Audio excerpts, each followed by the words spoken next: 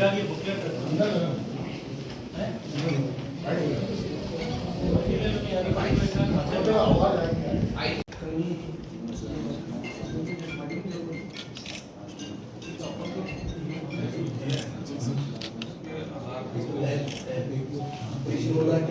भी आदरणीय गहलोत साहब को ये राय दी है,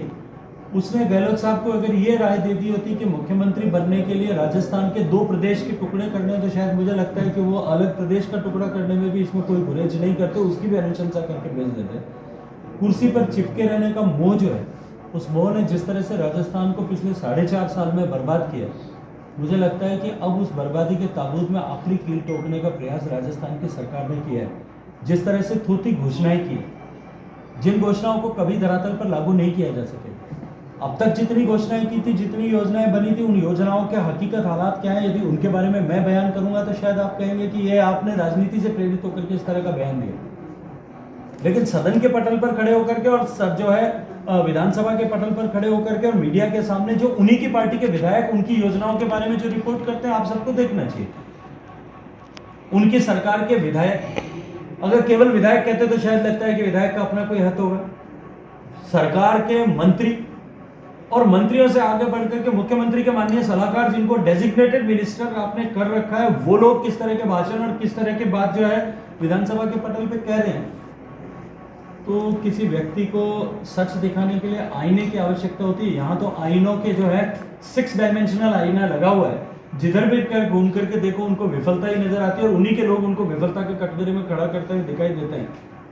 तो राजस्थान की जो जनता है, राजस्थान के मतदाता हैं, मुझे लगता है कि इन विषयों को बहुत अच्छी तरह से अब तो समझ ही प्रश्न करेंगे, वो सर आपको बताएंगे। यहाँ तो हम ऑफिशियली इस बारे में बात कर लेंगे। लेकिन आपने जो प्रश्न चुनाव को लेकर के किया है, राजस्थान में जिस तरह के हालात हैं और पिछले 4.5 साल लगभग के इस शासनकाल में राजस्थान की जनता जिस तरह से पीड़ित हुई है, व्यथित हुई है, राजस्थान में जिस तरह से थोथी घोषणाओं के आधार पर सरकार ने वाहवाही लूटने का प्रयास किया, जिसका बीजारोपण चुनाव से पहले किसानों की कर्ज माफी से किया था, तब से लेकर के कल जिले बनाने तक, इन सारी घोषणाओं का धरातल पर उतरने की प्रतिशत अगर देखें तो वो 10 से भी कम मिलेगा। ऐसे में राजस्थान की जनता ये समझ चुकी है कि ये सरकार घोषणावीर सरकार है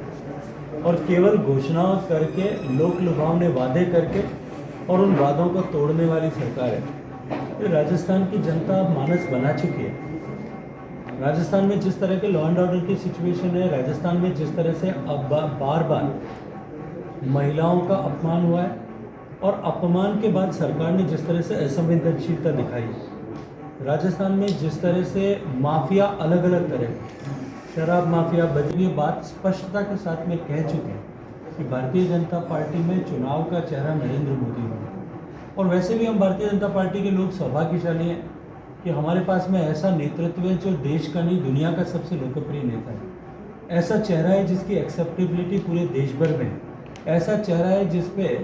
प्रत्यक्ष और परोक्ष रूप से, जिस पर 130 करोड़ हिंदुस्तान के लोग, चाहे वो किसी भी राजनीतिक प्रतिबद्धता के हों, वो सब लोग जो है विश्वास करते हैं, भरोसा करते हैं। जिस पार्टी के पास में ऐसा चेहरा चुनाव लड़ने के लिए हो, मुझे लगता है कि चेहरे ढूंढने की और चेहरे तय करने की आवश्यकता